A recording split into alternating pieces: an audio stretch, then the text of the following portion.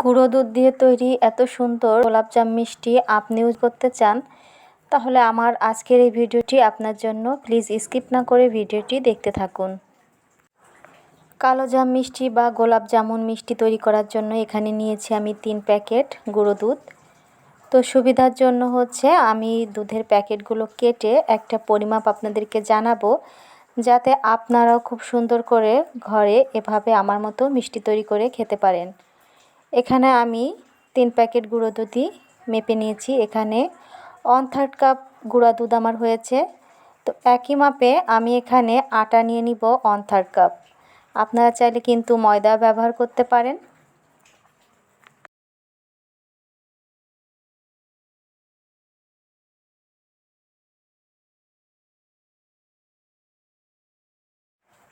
অবশ্যই খাবার সোডা ব্যবহার করতে হবে, এখানে কিন্তু বেকিং পাউডার ব্যবহার করবেন না। এরপর এখানে আমি 1 স্পুন খাবার তেল নিয়ে নিয়েছি, সয়াবিন তেল যেটা। এরপর খুব ভালো করে সমস্ত উপাদান একসাথে ভালো করে মিশিয়ে নিব। হাত দিয়ে ঘষে ঘষে সমস্ত তেলটা যেন মিশ্রণের সাথে মিশে যায় সেভাবে করে নিব। এরপর এভাবে দেখবেন, যদি মুঠোতে একদম সুন্দর মতো এঁটে যায় তাহলে বুঝতে হবে সুন্দর করে এটা আপনার মেশানো হয়ে গিয়েছে। এরপর অল্প অল্প করে এখানে লিকুইড দুধ দিয়ে আমি একটা ডো তৈরি করে নিব। ডোটা কিন্তু একটু নরমই থাকবে। খেয়াল রাখবেন যাতে ডোটা একদম শক্ত না হয়ে যায়। তো এভাবে মিশিয়ে নিয়ে আমি রেখে দিয়েছিলাম 10 মিনিট। তো 10 মিনিট রেখে দেওয়ার পর 10 মিনিট পরে এখন আমি ডোটা আরেকটু ভালো করে মথে নিয়ে এখানে শেপ দিয়ে নিয়েছি মিষ্টির, যাতে সব শেপগুলো একরকম হয়। হাতে একটু তেল মাখিয়ে নিয়ে আপনারা চাইলে এভাবে লম্বা করতে পারেন, অথবা গোল গোল যার যার পছন্দ অনুযায়ী শেপ দিয়ে নিতে পারেন।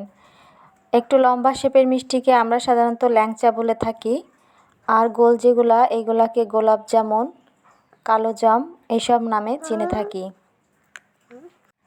এভাবে সুন্দর করে আমি গোল গোল করে সবগুলোই মিষ্টি তৈরি করে নিলাম। এরপর আমি একটা প্যানে তেল দিয়ে দিয়েছি, আর তেলটা এতটুকু গরম হবে যে একটা আঙুল দিলে সেটা আপনি সহ্য করতে পারবেন। একদম কোনো রকম গরমের ভিতর মিষ্টিগুলা দিয়ে দিলাম। আর প্রথম অবস্থায় মিষ্টিগুলা কিন্তু এভাবে একটুখানি দিবেন। প্রথম অবস্থায় নাড়াচাড়া করা যাবে না, তাহলে মিষ্টিগুলো ভেঙে যেতে পারে। এরপর কিছু সময় পর এভাবে উল্টে পাল্টে সুন্দর একটা কালার নিয়ে আসবেন মিষ্টিগুলো ভাজতে ভাজতে, এবং চুলার আঁচ কিন্তু একদম লোতেই থাকবে। লোতে রেখে কিন্তু মিষ্টিগুলো ভাজার কাজটা সম্পূর্ণ করতে হবে। তো দেখতেই পাচ্ছেন সুন্দর একটি কালার হয়ে গিয়েছে। এরপর মিষ্টিগুলো উঠিয়ে রেখে এখন আমি শিরা তৈরি করে নিব। এখানে 1/3 কাপ চিনি নিয়েছি, আর দিয়ে দেব একই কাপের 2 কাপ পানি। এখানে একটা টিপস দিই, আমার এখানে শিরার পরিমাণটা একটু কম হয়ে গিয়েছিল। আপনার এখানে শিরার পরিমাণটা একটু বাড়িয়ে দিবেন, চিনিটা একটু বাড়িয়ে দিবেন, এবং পানির পরিমাণটাও কিন্তু একটু বাড়িয়ে দিবেন। এরপর বলক চলে আসার পর এখানে আমি একটা এলাচ দিয়ে দিয়েছি মুখ ফাটিয়ে, আর তারপর একে একে কিন্তু আমি মিষ্টিগুলো দিয়ে দিব। আর মিষ্টিগুলো কিন্তু খুব বেশি গরম থাকবে না, হাতে সয় এরকম গরম থাকতে থাকতে মিষ্টিগুলো কিন্তু শিরার ভিতর দিয়ে দিতে হবে। এরপর আমি একটা ঢাকনা দিয়ে ঢেকে দিব 5 মিনিটের জন্য। ঢেকে এভাবে ঢাকনার বাড়তি ছিদ্রটা আমি বন্ধ করে দিচ্ছি।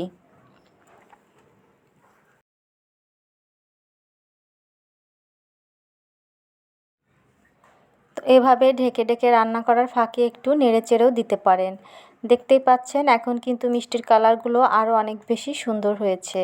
আপনারা যদি চান আপনারাও কিন্তু খুব সহজে অল্প উপকরণে কম খরচে বাসায় এভাবে মিষ্টি তৈরি করে খেতে পারেন। আমার রেসিপিটি ফলো করে হুবহু এরকম মিষ্টি আপনারাও কিন্তু বাসায় তৈরি করে নিতে পারেন। মিষ্টি একদমই পারফেক্ট হবে, সেটা আমার গ্যারান্টি। এরপর আমি চুলাটা অফ করে দিয়ে এটা আমি ঢেকে রেখে দিব 1 ঘন্টার জন্য। ওই যে বললাম আমার এখানে কিন্তু শিরার পরিমাণটা একটু কম হয়ে গিয়েছিল, যার কারণে মিষ্টিগুলা কিন্তু শিরা একদমই খেয়ে নিয়েছে, বাড়তি আর কোনো রস কিন্তু অবশিষ্ট নেই। এখানে এক্সট্রা যদি রস থাকতো মিষ্টিগুলো কিন্তু আরও রস খেয়ে নিত আর আরও অনেক ফুলকো হতো। তো দেখতেই পাচ্ছেন মিষ্টিগুলো ঠিক কতটা সুন্দর হয়েছে।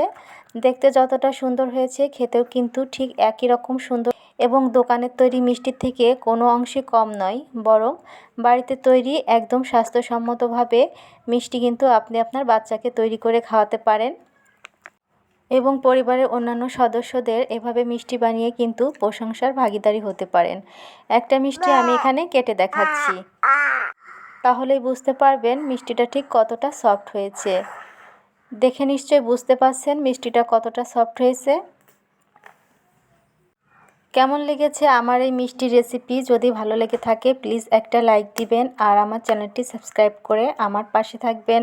নতুন নতুন ভিডিও পেতে দেখা হবে নতুন কোনো ভিডিও নিয়ে। সেই পর্যন্ত সবাই ভালো থাকবেন, সুস্থ থাকবেন। আল্লাহ হাফেজ।